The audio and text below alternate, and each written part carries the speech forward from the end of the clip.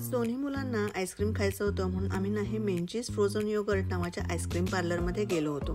Frozen yogurt म्हणजे गोठवलेलं गोड दही आणि आईस्क्रीम या दोन्हीमध्ये चव वेगळी नाही लागत, पण बनवण्याची प्रक्रिया दोन्हीची वेगळी आहे असं म्हणतात। या शॉपच्या ना जवळजवळ 500 शाखा अमेरिकेमध्ये आहेत आणि ह्याचं वैशिष्ट्य जर तुम्ही बघाल ना तर आईस्क्रीम देण्यासाठी आपल्याला इथे कोणीही नसतं, तर ना असा हा यांनी मस्त सेटअप शॉपमध्ये केलेला आहे। मी आईस्क्रीम प्रेमी नाही आहे, पण मला ना हा दुकानाचा सेटअप आणि कलर कॉम्बिनेशन हे खूप आवडतं।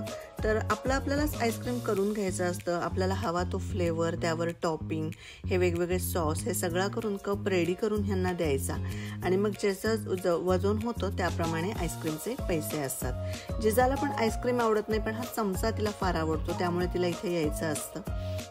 शॉपच्या बाहेर सुद्धा यांनी असा मस्त बसण्यासाठी सेटअप केलाय। जर वेदर छान असेल तर इथे बसून सुद्धा तुम्हाला